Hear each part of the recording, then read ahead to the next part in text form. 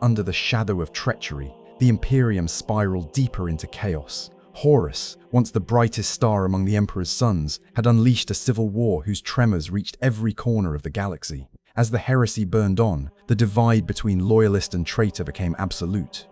Brothers who had once fought side by side now stood on opposing fields, sworn to destroy one another for the sake of conflicting visions of humanity's future. The war left countless battlefields scattered across stars, each a silent witness to the slaughter. Entire worlds were scoured by orbital bombardments, stripped of life, or worse, consumed by the warp's corruption. What had begun as Horus's rebellion became a storm gathering momentum, devouring legions, forging new alliances, and awakening horrors long hidden. The siege of terror loomed as the inevitable culmination. The War Master's forces, though bloodied, gathered strength and resolve for the final assault on the seat of Imperial power. The loyalist legions, reeling from the betrayals and grievous losses, braced for the coming cataclysm. Within the Imperial palace, defenses rose layer upon layer, an interwoven bastion of adamantium and faith. Rogel Dawn, Primarch of the Imperial Fists, labored without sleep or rest, orchestrating the fortress world's reinforcement. He knew that should terror fall, humanity's hope would be extinguished in an ocean of blood.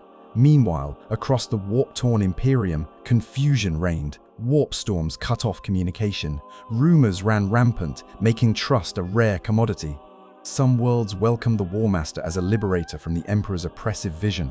Others resisted to the last soul, refusing to submit to the madness sweeping across the stars. Horus had not merely rallied traitors, he had fractured the very soul of the Imperium.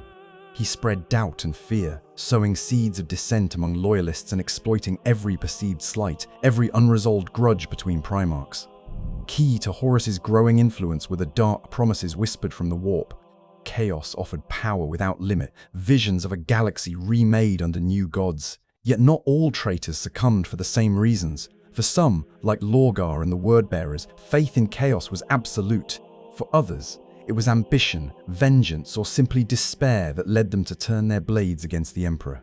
Even as traitor legions fell deeper under chaos's sway, some among them hesitated. Corruption was not always instant or total. Many Space Marines struggled with conscience and loyalty, torn between genetic devotion to their Primarchs and loyalty to the Emperor who had forged them.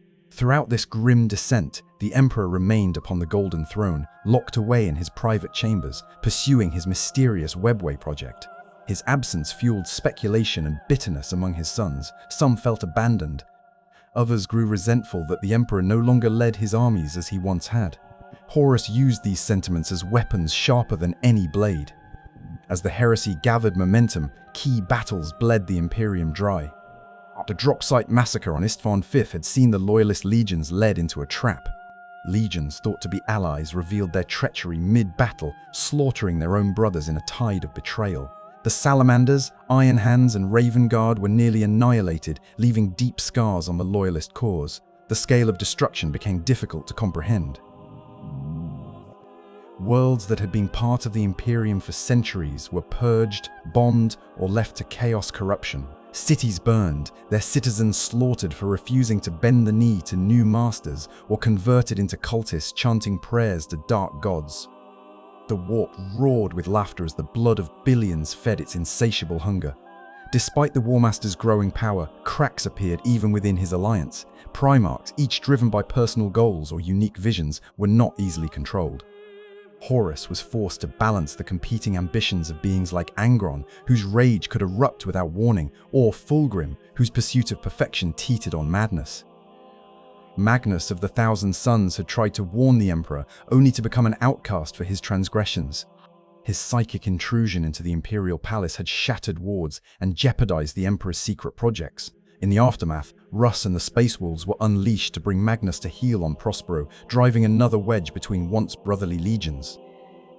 The warp storms intensified, severing whole sectors from the Imperium. The Loyalist forces struggled to regroup, facing enemies both external and within. Chaos cults rose in hives and manufactorums, assassinations and sabotage plagued Imperial command. The very fabric of Imperial unity seemed to unravel under invisible claws. Horus's path toward terror was methodical and ruthless. He sought to isolate the Emperor by drawing loyal legions away to distant campaigns. The Ultramarines were tied up fighting the Wordbearers in Ultramar. The White Scars and Space Wolves were harried by Alpha Legion forces, slowing their return. As Terra awaited its fate, the traitors secured Mars. The civil war on the Red Planet split the Mechanicum, creating the Dark Mechanicum, whose war engines would soon march alongside Horus's armies. Massive war machines once crafted for the Emperor were now dedicated to chaos, adorned with icons of forbidden gods. The War Master's fleet, now swollen with traitor legions, Dark Mechanicum titans, and corrupted Imperial Navy ships, gathered at the edge of the Sol system. The siege of Terra was at hand. The question remained whether the defenses built by Rogel Dawn and the dwindling Loyalist legions could endure the tide about to break over them. Even as the War Master prepared his final assault, the Imperium still reeled from confusion. Loyalist officers and soldiers struggled to believe that the revered Horus could truly have betrayed the Emperor. For many, the truth only crystallized when Horus ordered atrocities too vast to be denied. Planetary purges, virus bombings, and massacres that scorched entire populations from existence. Horus himself changed as the heresy deepened. He grew more monstrous, his soul increasingly intertwined with the warp. His once charismatic presence, which had inspired loyalty across the legions, now carried an undercurrent of menace. Those closest to him whispered of moments where his eyes glowed with an inhuman light, his voice echoing as if other beings spoke through him. Meanwhile, the Emperor's silence grew heavier. Locked upon the Golden Throne, he withdrew from the council of his sons. Some interpreted this as indifference. Others suspected grave purpose. None fully understood that the Emperor was locked in a psychic battle to hold back the tides of the warp and complete the Webway project, a gateway system that might have saved humanity from the warp's predations. The final march upon Terra began with Horus bringing his fleet into the Sol system. Vast armadas clashed in space, each engagement shaking the stars with explosive fury. Orbital defenses led by Luna's fortress moons and the solar auxilia fought desperately, but Horus's numbers were overwhelming. The outer system fell piece by piece. The war reached the moon of Luna, where Loyalist forces mounted a stubborn defense. Great batteries fired into space, and Titans strode across Luna's regolith, battling Dark Mechanicum war engines. The last Loyalists fell back to Terra itself, signaling that the siege had truly begun. As Horus's forces closed upon Terra, cult activity exploded across the planet. Chaos cultists fomented riots and acts of terror within the hives. Imperial forces scrambled to suppress these insurrections while bracing for the coming storm. The first bombardments rained from orbit. Titans descended to the surface, seismic tremors splitting the ground. Skies burned with atmospheric entry trails as drop pods slammed down in the heart of the Imperial defenses. The Loyalist legions met the traitors in howling combat across battlements, in corridors deep beneath the palace, and in the bloody trenches carved into Terra's battered soil. Rogel Dawn commanded the defenses with grim precision. Alongside him, Sanguinius, Primarch of the Blood Angels, and Jagatai Khan of the White Scars led their warriors in desperate counterattacks. Each meter gained by the traitors was paid for in oceans of blood. The traitors unleashed their full fury. Daemons clawed into reality, summoned by the Wordbearer's dark rituals. Warp breaches opened like wounds, vomiting forth creatures that defied mortal comprehension.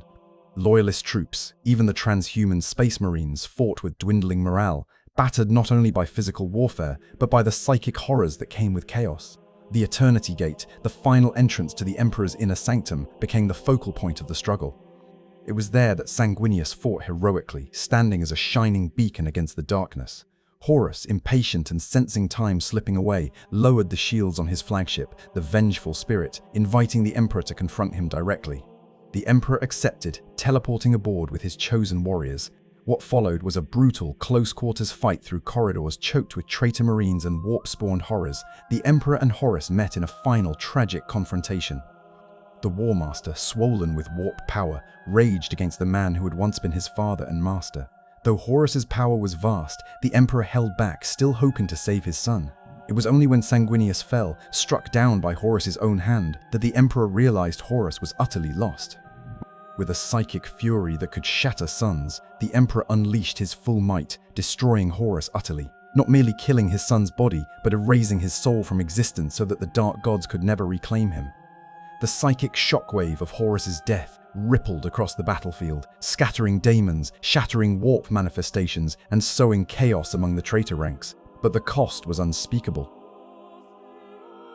his body shattered. He was returned to Terra and interred within the Golden Throne, sustained only by its arcane mechanisms. The dream of a united, enlightened humanity died with him, replaced by the grim reality of a galaxy plunged into endless war. As dawn broke over a scorched Terra, the Loyalists began the grim task of counting the cost. The heresy was over, the War Master was dead, but the Imperium would never be the same again. In the wake of Horus's death, silence fell over the battlefields of Terra, broken only by the distant cries of the wounded and the rumble of collapsing structures. The traitor forces, leaderless and stricken with terror, fled in disarray. Some vanished into the warp. Others were hunted down in bloody reprisals. Chaos cults, once bold and rampant in the streets of Terra, were crushed with ruthless efficiency. The siege of Terra was ended, but victory was bitter. The Emperor, the guiding light of mankind, was little more than a broken husk, barely sustained by the arcane power of the Golden Throne. His voice fell silent, leaving humanity bereft of its ruler, its architect, and its greatest protector. In these final hours, Rogel Dawn, ever the loyal son, bore the shattered body of the Emperor back to the Imperial Palace.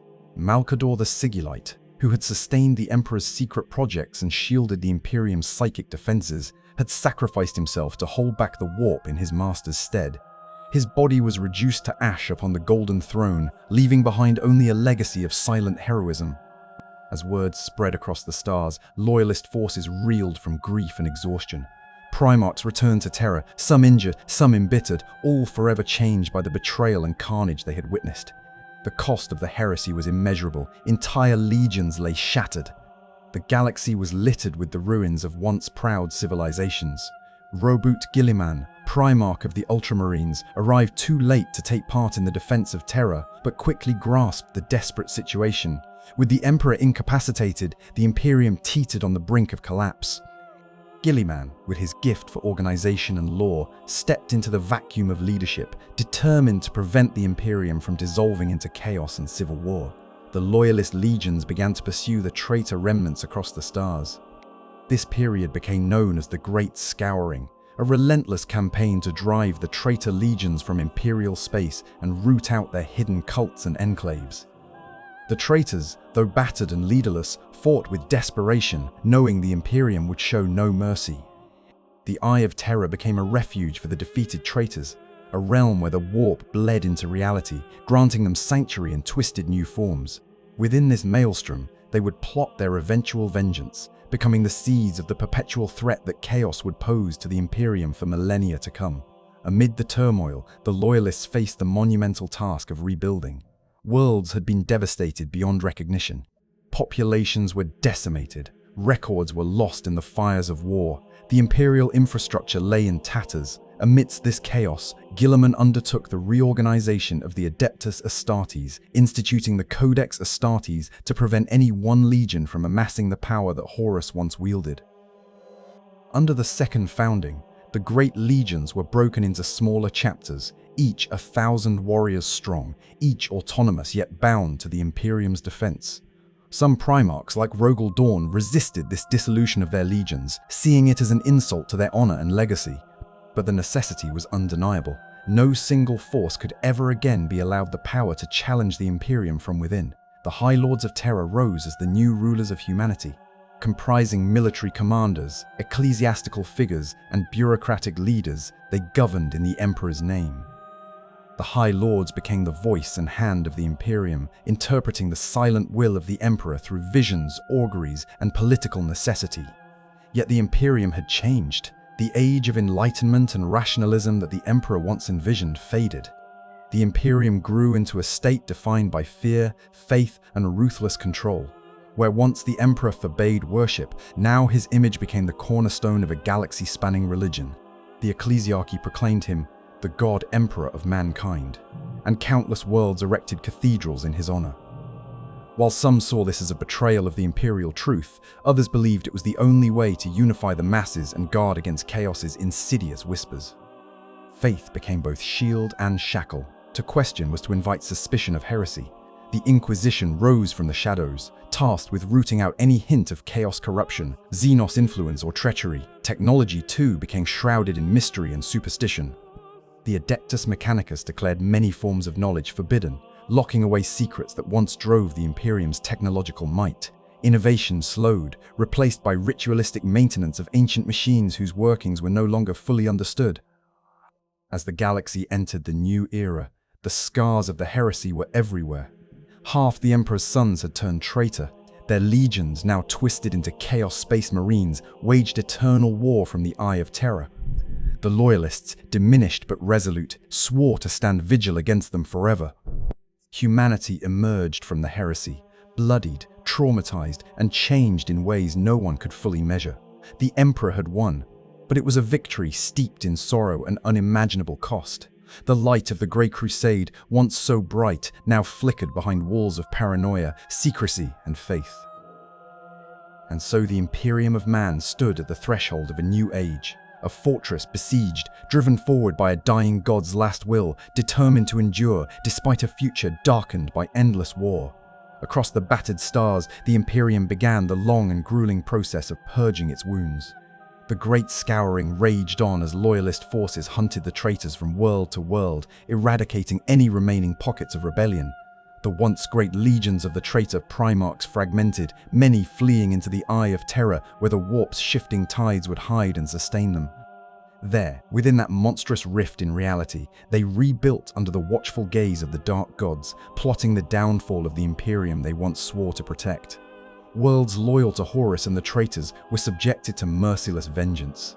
Cities were razed, populations purged, and entire systems cleansed with exterminatus when deemed irredeemably tainted. The wrath of the Loyalists fell like a storm across the traitor-held territories, leaving behind only ashes and silence. The Loyalist Space Marine legions themselves emerged changed and wary. They had suffered grievous casualties, and their faith in their brotherhood was shattered. The bonds that once tied the Legiones Astartes as a unified force were irreversibly severed. Many Marines carried deep suspicion of their own brethren, haunted by memories of brothers turning on brothers in the heat of betrayal. Robert Guilliman, driven by his relentless pragmatism, pushed forward the Codex Astartes in the Second Founding. New chapters were born from the gene seed of the original legions, each designed to be independent and small enough that no single force could ever again threaten the Imperium's stability. Where once legions had numbered in the hundreds of thousands, now a chapter would stand at around 1,000 warriors. Some chapters embraced this new order wholeheartedly, believing it the only path to safeguard humanity's future. Others, like the Imperial Fists and Space Wolves, accepted it grudgingly, resentful of the dissolution of ancient traditions and brotherhoods. Despite their reservations, the edicts were obeyed, for the Imperium could no longer afford disunity. As the traitor legions vanished into the Eye of Terror, they carried with them not only hatred and vengeance, but also the poisonous gift of chaos. The warp gods had tasted the potential of humanity's betrayal and would never cease whispering into mortal minds. Even as loyalist forces secured one world after another, the seeds of corruption took root anew in hidden cults, in ambitious governors, and in the fearful hearts of common men. The imperial faith, which the emperor had tried so hard to suppress, now flourished. The ecclesiarchy rose to prominence, preaching that the emperor was no mere man but a divine god whose sacrifice saved humanity from annihilation. Cathedrals rose where data vaults once stood. Sermons replaced scientific discourse. Dogma became the shield against chaos, but also the chain around the neck of reason. Technology entered a new dark age. Knowledge once freely shared under the imperial truth became locked away under layers of ritual and secrecy. The Adeptus Mechanicus, guardians of humanity's machines, transformed their craft into religious rites. Machines were no longer built, but awakened. In this grim twilight, humanity clung to survival. Worlds scarred by the heresy rebuilt slowly under the watchful gaze of imperial governors and the ever-present threat of the Inquisition. Loyalist Primarchs vanished one by one, claimed by war, injury, or mysterious disappearances. The ranks of humanity's greatest champions thinned, leaving the High Lords of Terror to govern the Imperium in the Emperor's stead. And yet, even in this era of fear, the spirit of humanity refused to die. Across 1,000,000 worlds, soldiers drilled in the name of the Emperor. Fleets patrolled the void, ever watchful for signs of traitors or Xenos incursions. The Space Marines, divided though they were, remained the stalwart guardians of mankind, fighting wars on countless fronts. The wounds left by the Horus Heresy were deep and slow to heal. No part of the Imperium was untouched. Planets once thriving with commerce and culture were left as lifeless rocks, purged to prevent chaos taint. Populations shrank, trade routes fell silent. The grandeur of the Great Crusade faded into legend, leaving only the harsh reality of a galaxy where hope was a precious commodity. And still, through the darkness, the light of the Astronomicon burned. From the Golden Throne, the Emperor's mind, though silent and locked away, shone out across the warp, guiding ships and holding back the tide of chaos. It was a dim light compared to what had once been, but for humanity, it was enough. Enough to believe that one day, perhaps, the dream of unity and peace might be rekindled. Thus ended the age of the Horus Heresy, a cataclysm so profound that its echoes would shape the next 10,000 years. The Imperium survived, but it was forever changed, forged anew in blood, betrayal, and sacrifice. The Great Crusade's shining promise was gone, replaced by an empire of faith, iron, and endless vigilance. The Emperor had triumphed, but at a cost beyond imagining. And even as the fires of the heresy burned out, the stars whispered of wars yet to come. In the aftermath of the heresy, the Imperium stood at the precipice of a new era. Though the traitors had been cast out or slain, the scars they left were far deeper than physical ruin. The great cities of terror smoldered in ruin, the blood of heroes and heretics alike soaked into the shattered stones. The Imperial Palace, once the crowning symbol of the Emperor's power and vision, now bristled with fortifications, its corridors echoing with prayers rather than triumphant oaths. The Emperor himself, the once living god of humanity, now existed as little more than a shattered husk entombed upon the Golden Throne. His psychic might flickered across the warp, holding back the tides of chaos and shining as the Astronomicon to guide the Imperium's ships. Yet no voice issued forth from his lips, no decrees emerged from his mind. The dreamer of humanity's golden future now sat in silent agony, bound to his throne for eternity. The High Lords of Terror rose to become the new rulers of mankind, wielding power in the Emperor's name. They governed an empire that was vast, fractious, and beset on all sides by threats. Bureaucracy ossified into dogma. Endless edicts and tithes bled the Imperium's worlds dry, demanding sacrifices of manpower and materials to keep the Imperial war machine grinding on. The Adeptus Astartes, once the spearheads of the Great Crusade, found themselves diminished. Their legions fractured into chapters, each an independent fortress unto itself.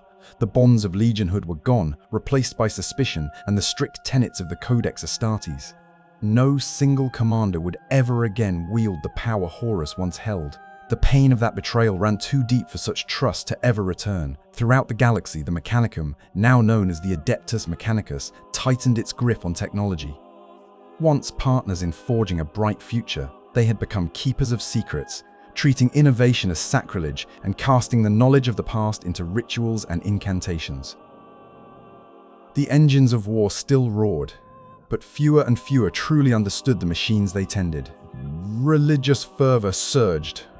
The ecclesiarchy expanded rapidly, weaving itself into every level of imperial life. Images of the emperor as an omnipotent god adorned shrines and cathedrals, and entire planetary populations devoted themselves to his worship. It was a paradox that the emperor's most devout followers now proclaimed him divine, a belief he had spent centuries striving to erase. Yet this faith became the glue holding the Imperium together, a bulwark against the horror of chaos. In the shadows, the Inquisition arose, charged with rooting out heresy, mutation, and witchcraft. Its agents operated with absolute authority, answerable only to the Emperor's name, empowered to destroy entire worlds if corruption was found too deeply seated.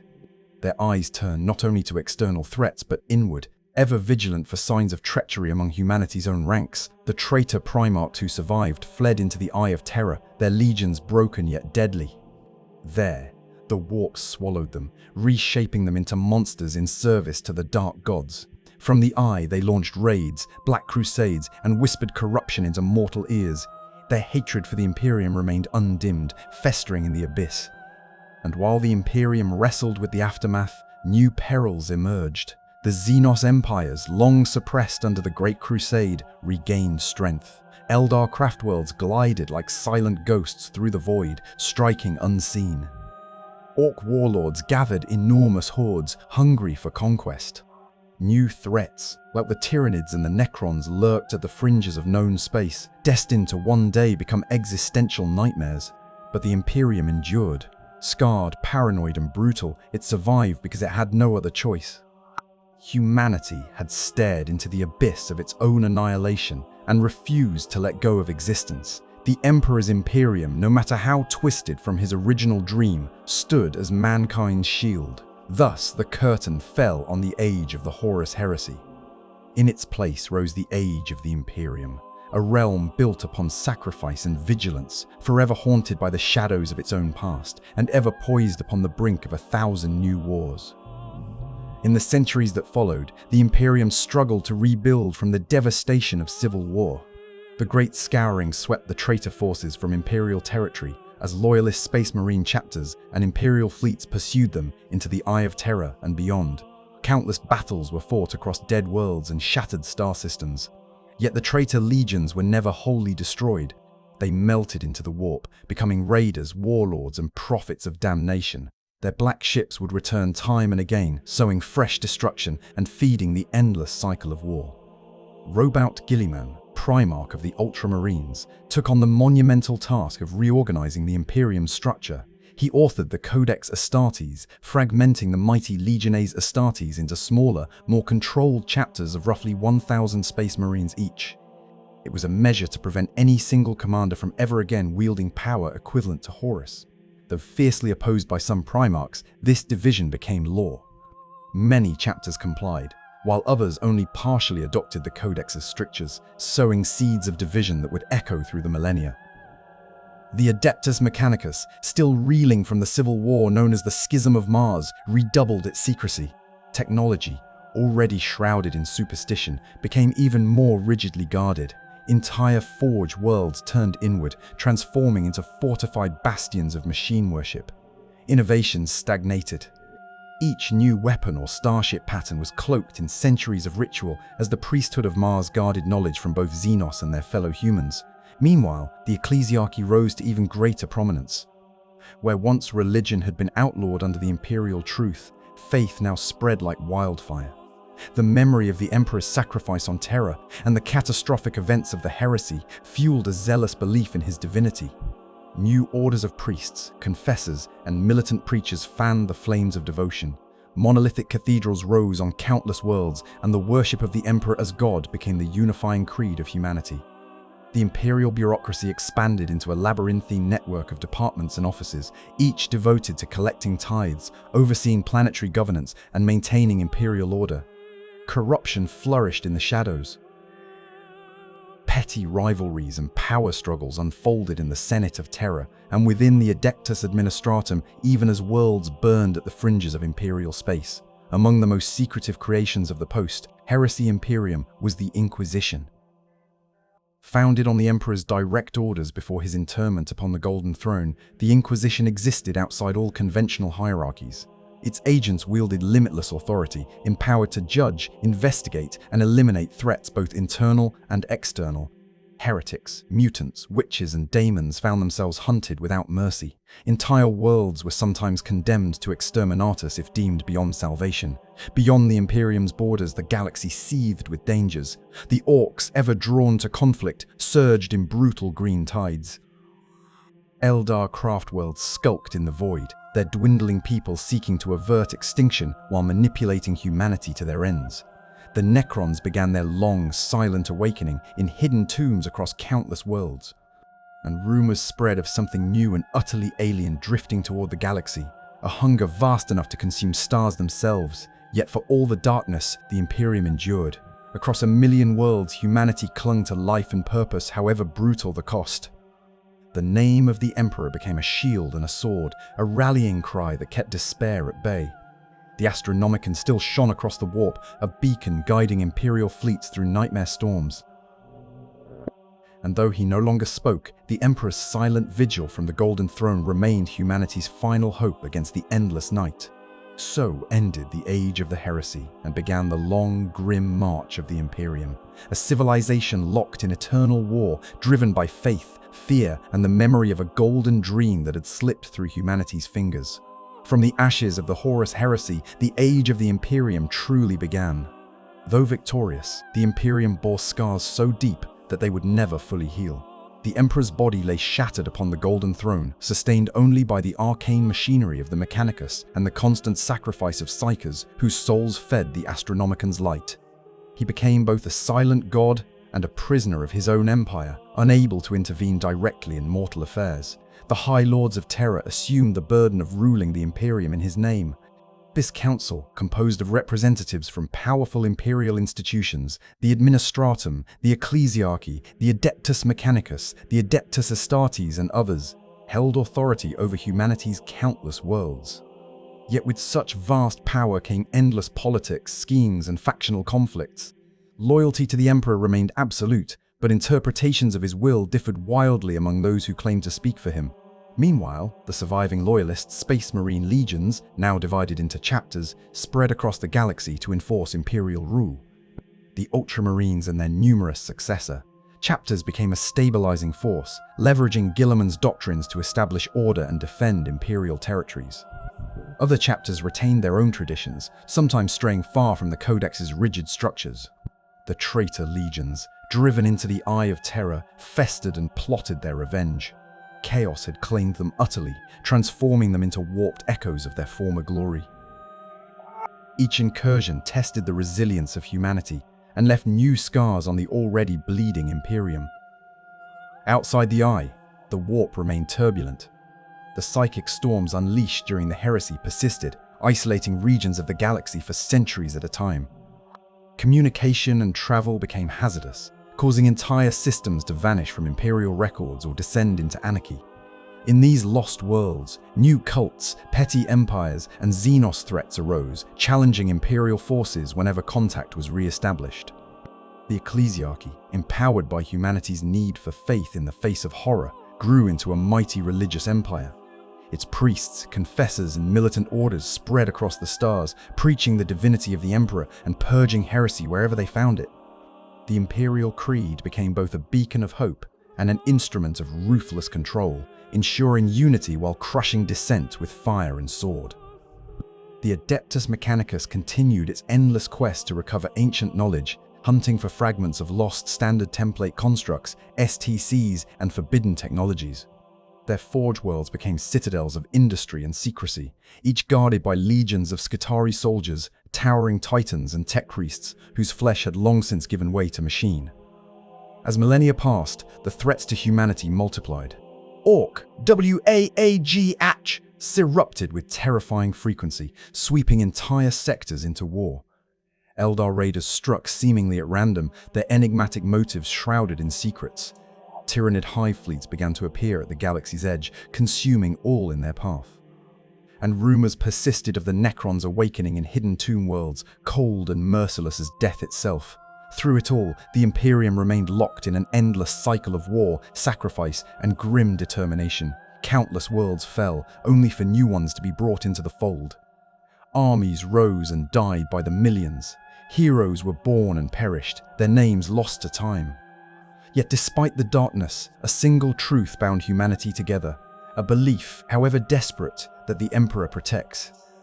Thus concluded the age of the Horus Heresy and ushered in the long twilight of the Imperium, a realm forged in blood and fire, ever teetering on the brink of annihilation, yet refusing to surrender to the night. The Great Scouring followed swiftly after the heresy's end, a relentless campaign to purge the galaxy of the traitor legions and their foul influence. Loyalist forces, led by the remaining Primarchs and newly formed chapters of Space Marines, pushed into the Eye of Terror and reclaimed Imperial territories tainted by chaos. Worlds that had fallen under the sway of the traitors were subjected to harsh judgment. Some were purged by exterminatus, reduced to ash and orbital debris rather than risk the corruption spreading anew. Others were brutally cleansed, their populations tested for heretical taint, with entire cities wiped out if found wanting. It was a time of retribution and sorrow, driven by necessity and vengeance in equal measure. Robout Guilliman, the Primarch of the Ultramarines, emerged as a towering figure during this period.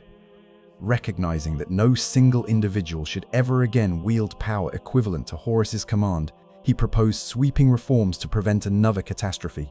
Thus was born the Codex Astartes, a vast tome of tactical doctrine and organizational lore that reshaped the Space Marine legions into smaller, more manageable chapters of roughly 1,000 warriors each. Rogel Dawn of the Imperial Fists resisted the sundering of his legion, viewing it as a betrayal of the bonds forged in blood. Leman Russ of the Space Wolves too balked at the rigid dogma imposed by the Codex. Yet the majority saw Guilliman's logic, and the High Lords of Terror supported his vision. In time, even the dissenting legions accepted, however grudgingly, the need for change. Beyond the Astartes, the Imperium itself underwent significant transformation. The High Lords of Terror solidified their authority, becoming the ultimate arbiters of Imperial policy. Imperial bureaucracy expanded into a leviathan of record-keeping, decrees and protocol, a necessary evil to govern 1,000,000 worlds, but also fertile ground for corruption and inertia. Religious fervor flourished in the aftermath of the heresy.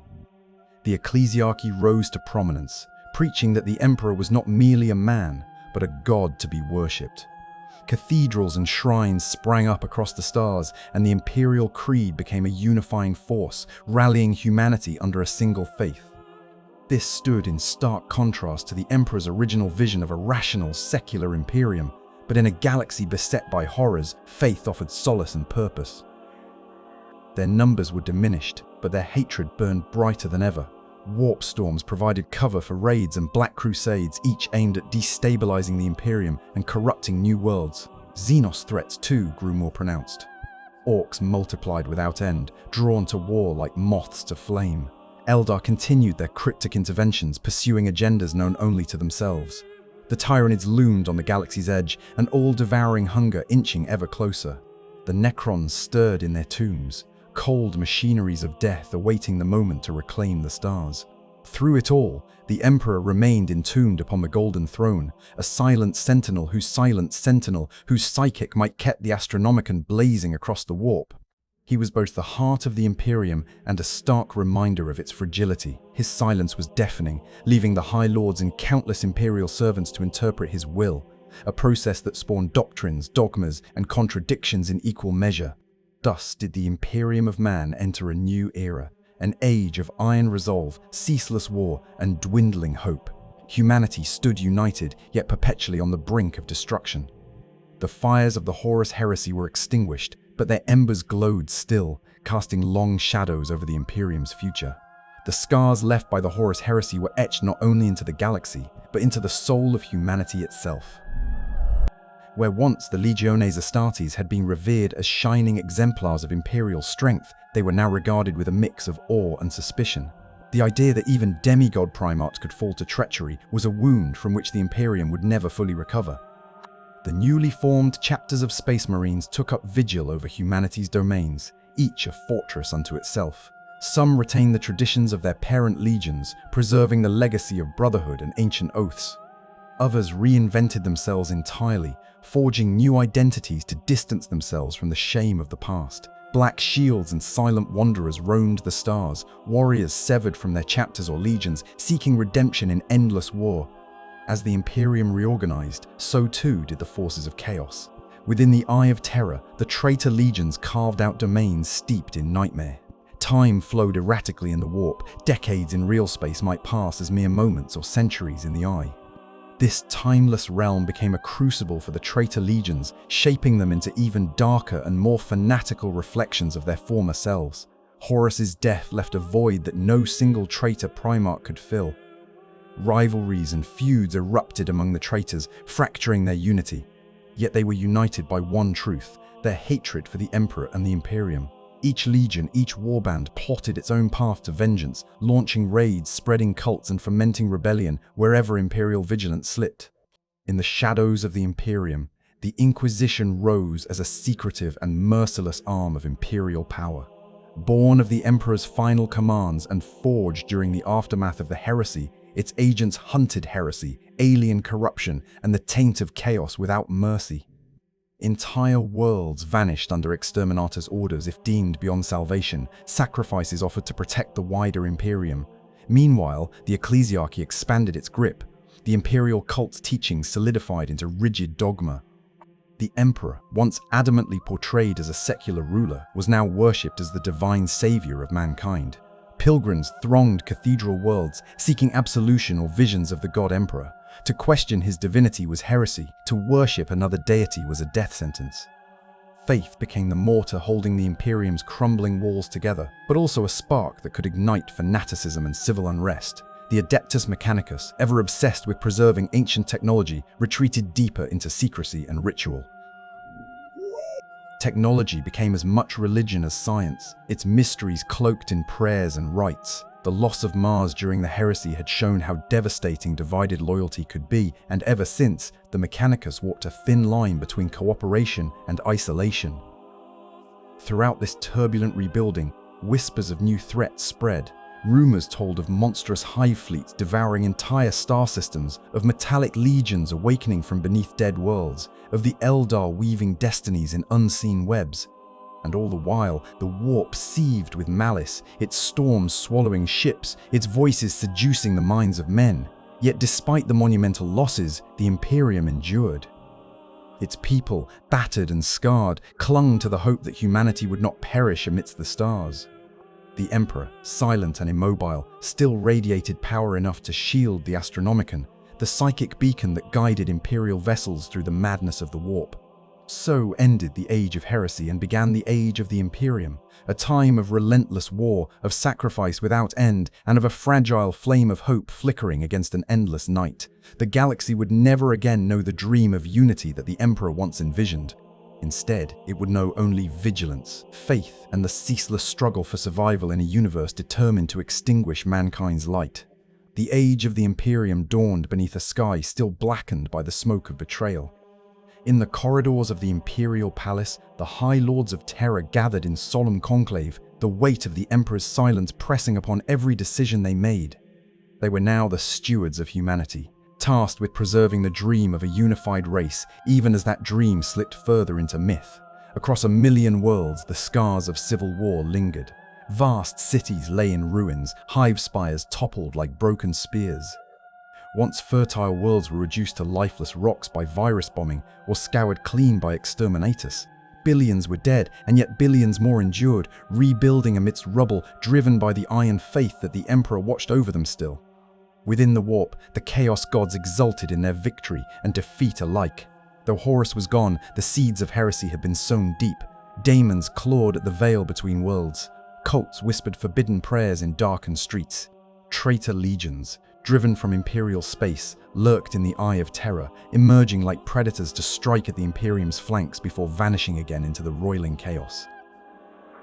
They hunted the traitors wherever they could be found, sometimes waging decade-long crusades to exterminate a single warband.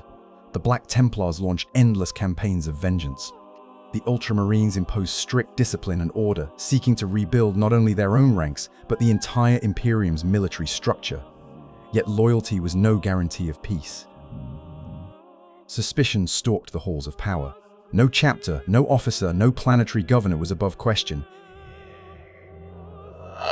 The Inquisition's gaze was ever watchful. Any hint of mutation, psychic taint, or heretical thought could lead to the purge of an entire population. Better to sacrifice millions than risk a single spark of chaos consuming the Imperium from within. Religious fervor tightened its grip. The ecclesiarchy declared holy wars against Xenos and heretics alike. Pilgrims flooded shrine worlds seeking miracles and martyrdom.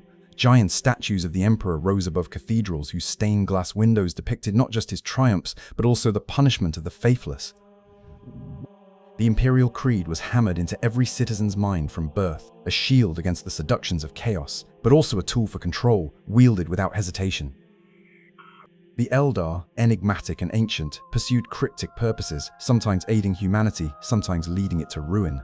The Orcs surged in tides of green fury, their darker still were the rumors of the Tyranids, an unstoppable hunger moving between the stars, and of the Necrons, metallic warriors rising from tomb worlds to reclaim a galaxy they once ruled. Throughout it all, the Astronomicon shone.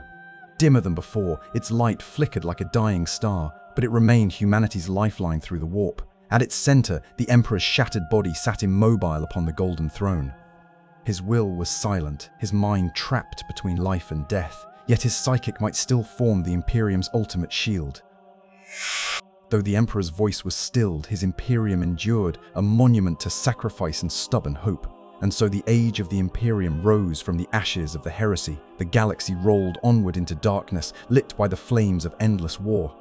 For in the grim darkness of the far future, there is only war.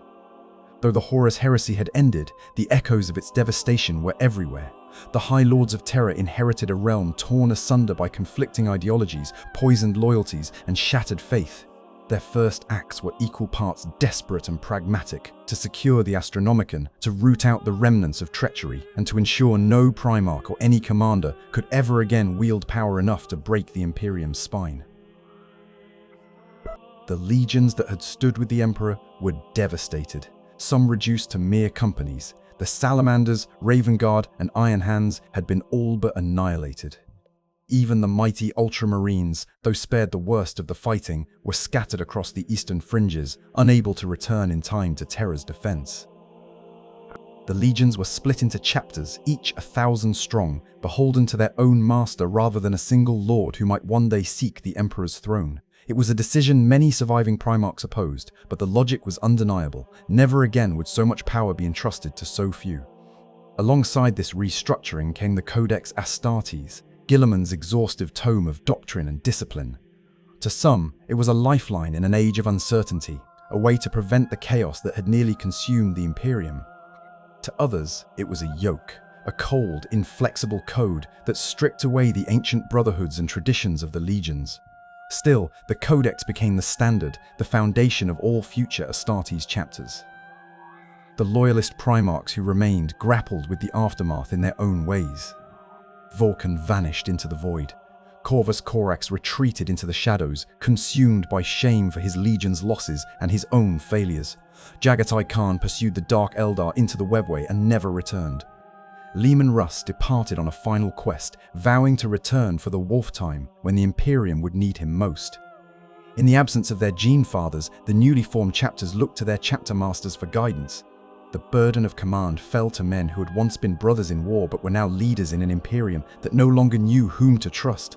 On Terra, the Inquisition was born. Conceived by Malcador and sanctioned by the Emperor himself before the final battle, this secretive order was tasked with rooting out heresy, mutation, and demonic corruption wherever it arose.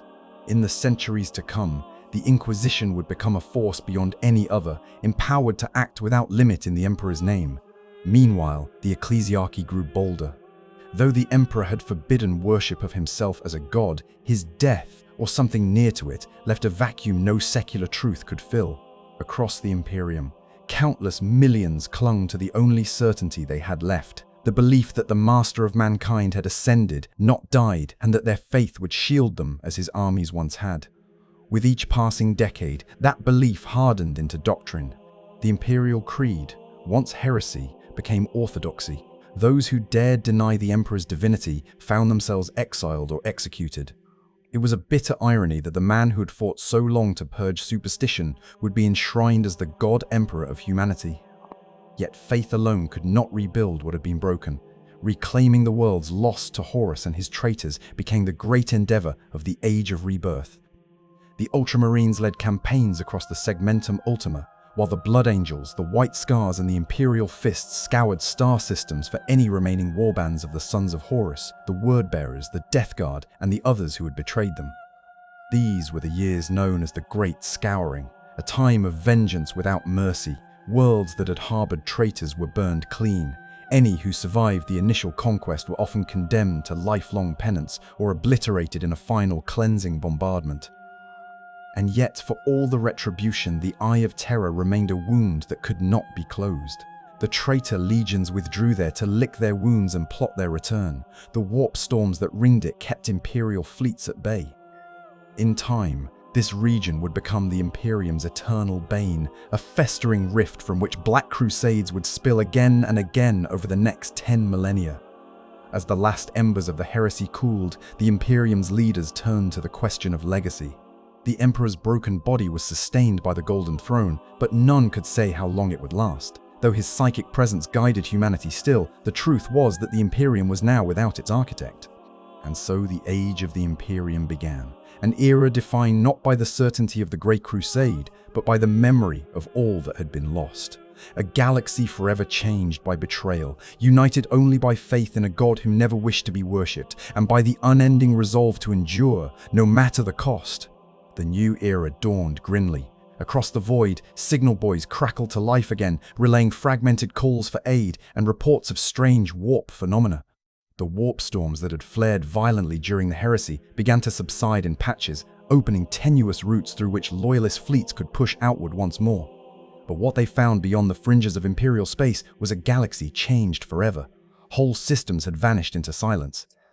Worlds that once blazed bright with Imperial banners were now graveyards, or worse, strongholds of renegade warlords, cults, or alien interlopers who had seized upon humanity's moment of weakness. The task of reconquest loomed as monumental as the Great Crusade itself, but with far fewer resources to accomplish it. As the loyalist forces swept through these war-ravaged territories, the cost of the heresy was counted not just in ruined cities and shattered fortresses, but in the staggering loss of human life. The populace of entire sectors had been exterminated, either by the traitor legions, planetary bombardments, or exterminatus, level purges deemed necessary to contain corruption. The Imperium's infrastructure, its administratum records, astropathic relays, forges, and manufactorums lay in ruin across vast swathes of space. Yet in this devastation lay the seeds of a new Imperium. Reboot Guilliman's reforms took root swiftly. The Codex Astartes became the standard by which new chapters were founded, their heraldry, doctrines, and structures carefully defined to ensure no single force could ever again rival the power once held by Horus and the traitor Primarchs. Many of these new chapters were born from the gene seed of the Ultramarines, who emerged as the largest and least broken legion. From the Ultramarines sprang dozens of successor chapters, each tasked with holding watch over different regions of the Imperium. This vast brotherhood of new Space Marine forces would come to be known collectively as the Ultima Founding in ages to come. But not all agreed with Guilliman's vision. Legions like the Space Wolves and the Dark Angels resisted fully conforming to the Codex Astartes, maintaining elements of their ancient structure and traditions. The Blood Angels, still haunted by the psychic echoes of Sanguinius's death, kept their secrets close, even as they fought valiantly to rebuild their shattered numbers. Meanwhile, in the shadows, the Inquisition began its tireless vigil. From its earliest days, the Inquisition was granted the power to judge, investigate, and eliminate threats from within and without. None were beyond its scrutiny. Not planetary governors, not military commanders, not even fellow inquisitors. To question the Inquisition was to question the Emperor's will itself. Across the Imperium, the ecclesiarchy gained momentum, fueled by the common people's desperate need to believe that the Emperor had not truly died. Pilgrimages to Terra increased tenfold. Shrines rose on countless worlds, draped in banners proclaiming the Emperor's divinity. The High Lords of Terra, despite the Emperor's original secular intent, recognized the political necessity of this faith. It became a means to unify the scattered human worlds and reinforce loyalty to the throne. This was the paradox of the New Age. The Emperor, who had fought so fiercely to suppress religion, became the center of the most powerful faith humanity had ever known. Chaplains and confessors roamed battlefields, preaching the Emperor's divine wrath and mercy in equal measure. Despite this religious fervor, the Imperium remained fragile. The Eye of Terror loomed as an ever-present reminder that chaos had not been defeated, merely driven back. Even as the traitor legions retreated into its depths, they were not destroyed. Horus was gone, but the dark gods still whispered, and the seeds of rebellion lay dormant in countless human hearts. The Mechanicum, too, was changed.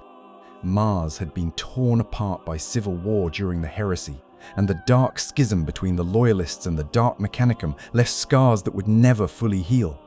The Fabricator General pledged Mars's loyalty anew, but the tech priests of the Adeptus Mechanicus grew even more insular and secretive, jealously guarding knowledge and technology from all but their own. 1,000 threats remained, alien empires eager to strike at a weakened Imperium, cults and warlords rising from the rubble of the heresy, warp storms that still flared unpredictably across the void. The High Lords of Terra scrambled to restore order, dispatching expeditionary forces to reclaim worlds, rebuild defenses, and re-establish the rule of Imperial law. The Imperium had survived, but it was no longer the same bright empire forged by the Emperor during the Great Crusade.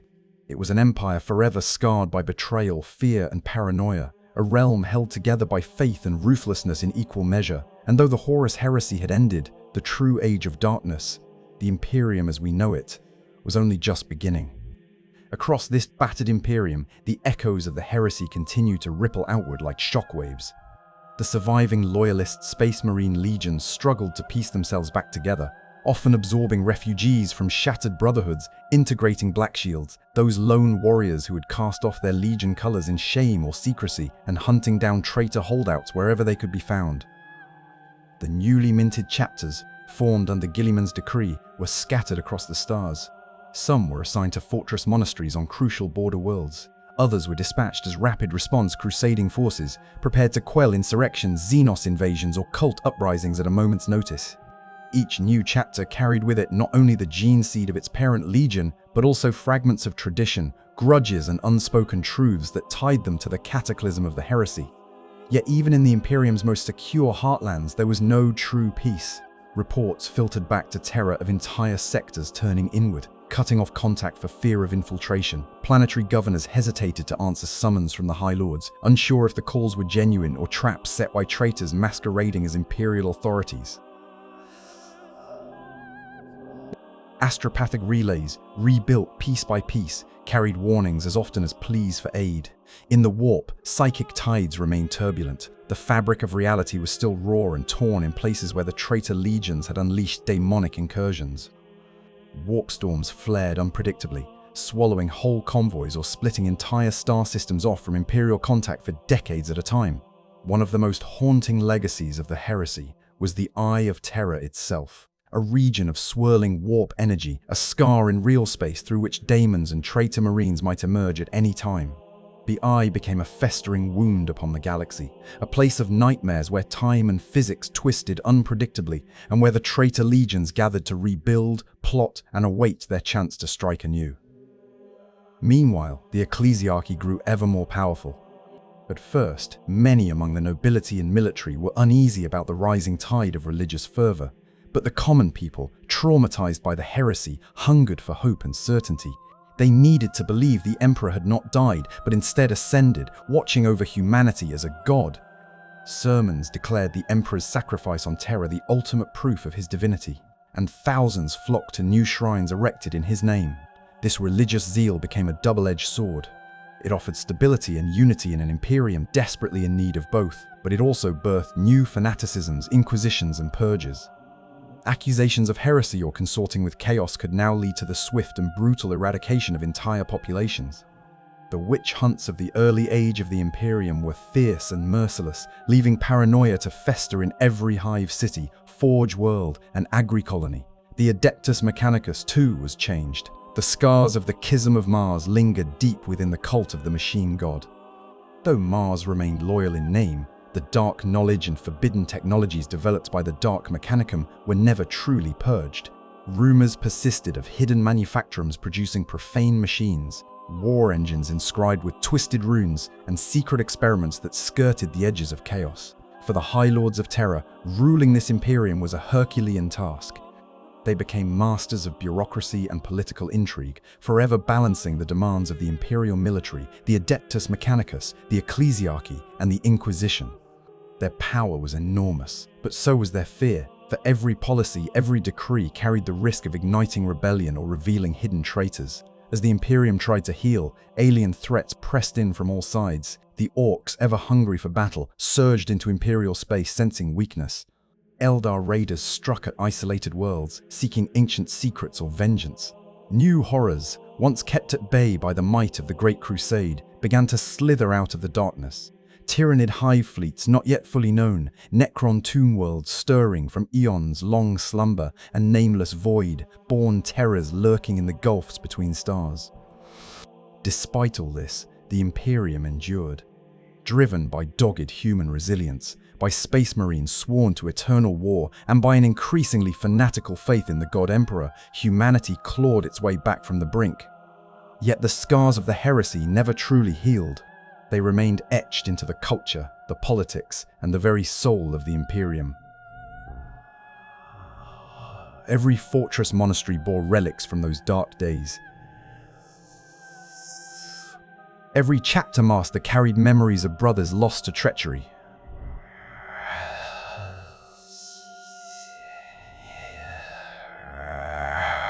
And it will always wait. And so the Imperium entered the long twilight of the 31st millennium, carrying the echoes of the greatest civil war it had ever endured. The age of the Imperium was born, not in triumph but in blood and grief, an empire staggering under the weight of its own salvation. The High Lords of Terra, newly established, stood as the ultimate authority of mankind. They were a council of powerful figures drawn from the Adeptus Administratum, the Adeptus Mechanicus, the Ecclesiarchy, and the military. Though they wielded immense power, their rule was cautious, conservative, and often paralyzed by fear of repeating the catastrophic mistakes that had led to the Horus Heresy.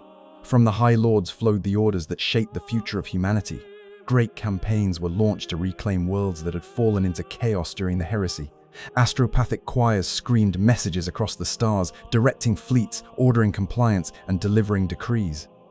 The Imperial Navy sailed forth in strength, battle fleets filled with ships whose hulls were still scorched by the fires of civil war. The Inquisition, founded in the dying hours of the heresy, took root and spread its reach. Agents moved unseen through the Imperium, hunting traitors, witches, and daemons. They operated with absolute authority, above even the High Lords, empowered to judge and execute in the Emperor's name. Some among the populace viewed them as saviors, others as monsters whose mere presence was enough to doom entire worlds. The Ecclesiarchy continued to rise in influence, spreading the cult of the God Emperor across countless systems. Cathedrals rose skyward on hive worlds and forge worlds alike, towering monuments of faith and stone. The Emperor was proclaimed not only humanity's ruler, but its divine protector, his sacrifice on Terra recast as a cosmic martyrdom that redeemed the human race.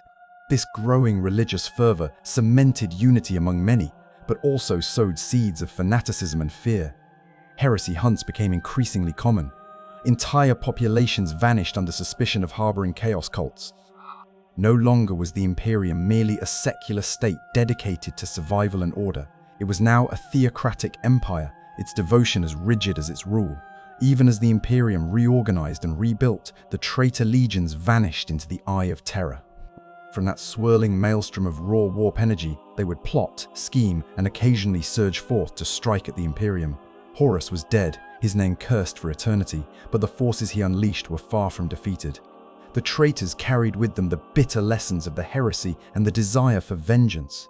On Mars and within the Mechanicum, a tense silence fell after the fires of civil war. The Dark Mechanicum's heretical creations were driven back or destroyed where possible, but secrets could not be entirely eradicated. Forbidden knowledge lingered in hidden vaults, guarded by those who weighed technological advancement above loyalty. The rift between the Imperium and the Mechanicum, though patched over, remained deep. Throughout these uncertain years, new bastions were established. Fortress worlds were fortified anew, ringed with defenses against possible chaos incursions. The Imperial Fists, architects of the palace defenses on Terra, lent their expertise to planetary strongholds across the galaxy. The scars of siege warfare ran deep, shaping Imperial strategy for millennia to come. The Ultramarines, meanwhile, were tasked with policing the battered empire. Reboot Guilliman's Codex Astartes became not merely a military doctrine, but a spiritual guide, its pages seen as a shield against future betrayals. Newly founded chapters took its teachings to heart, forging identities of their own while upholding the memory of the Great Crusade.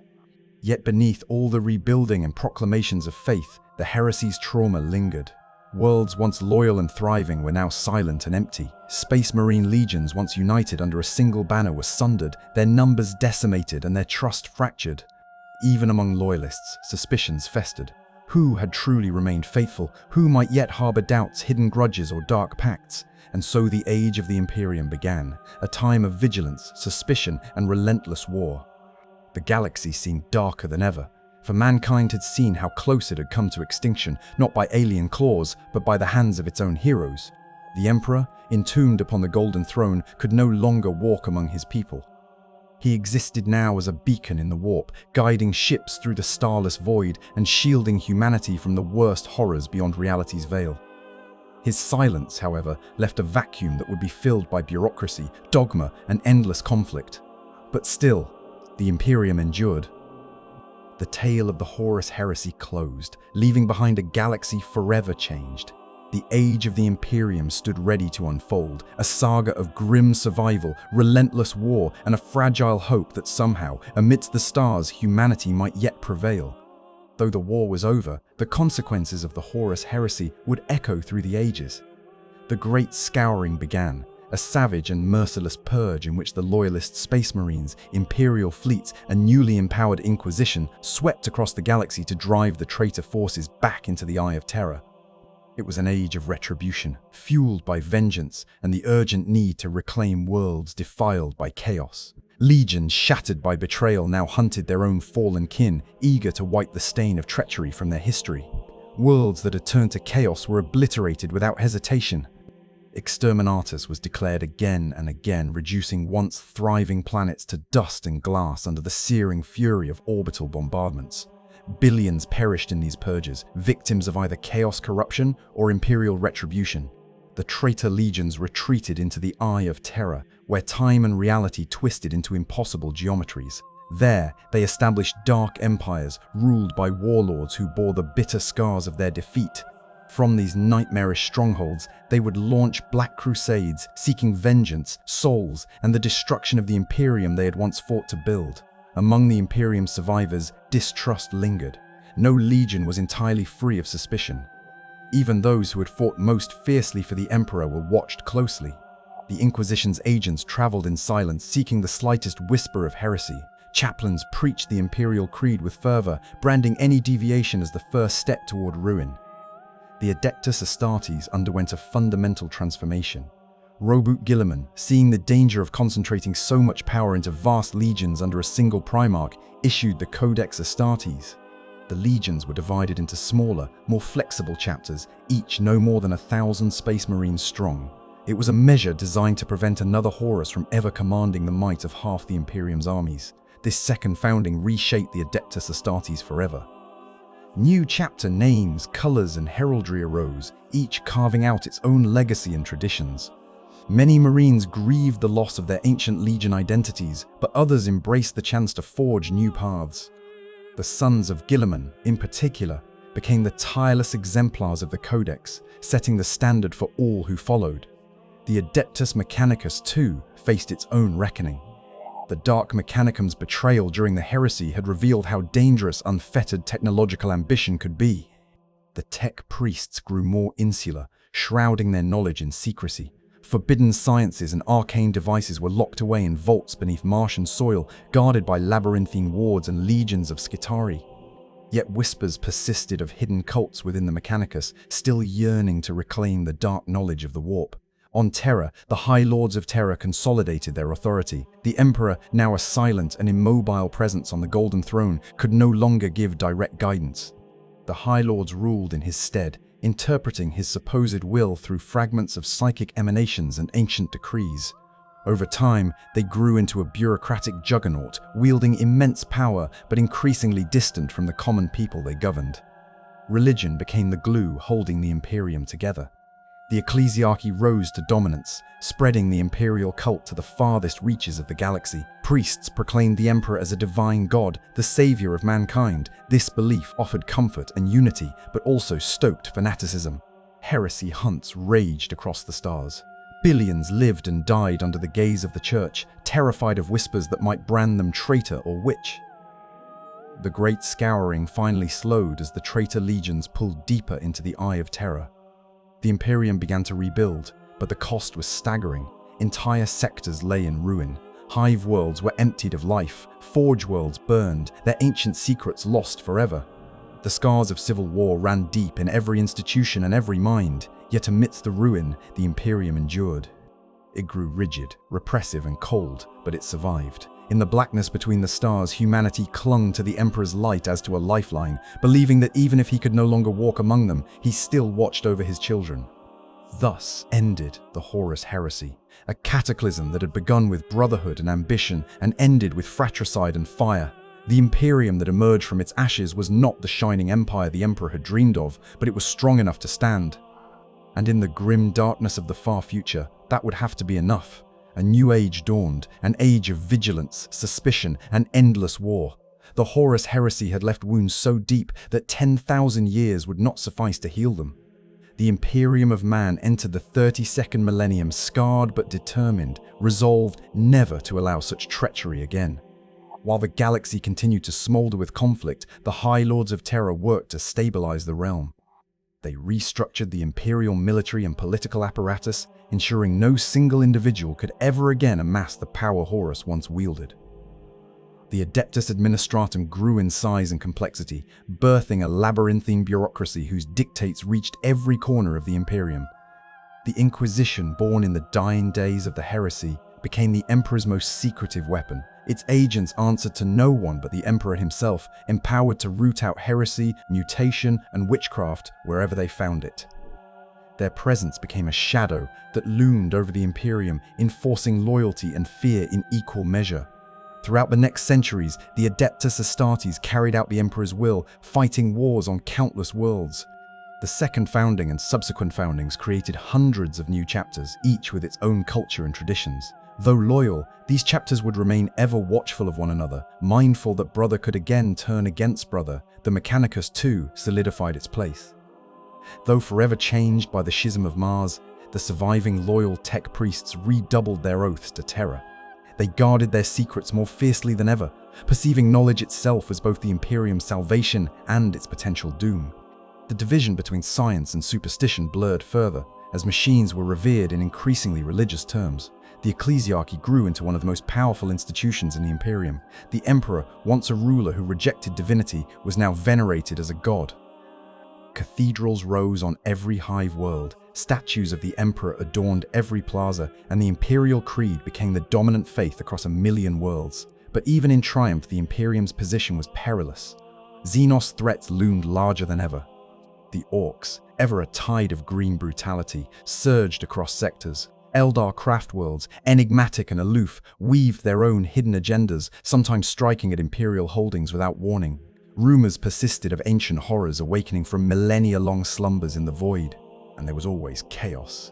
The Eye of Terror pulsed like a malignant wound in the fabric of reality, its influence leaking into real space. The traitor legions still brooded within, plotting vengeance, launching black crusades, and sending cults to sow sedition on Imperial worlds. The Imperium's greatest victory, Horus's defeat, had not slain chaos, only driven it back. This was the grim inheritance of the Imperium, a galaxy forever poised on the brink of destruction. Every triumph came at a cost measured in blood, lives, and worlds. Every generation of humanity was born into war, sacrifice, and devotion to an emperor who could no longer speak. Thus the Age of the Imperium began. A time of both survival and stagnation, brilliance and brutality, all carried forward on the belief in a single truth. The Emperor protects,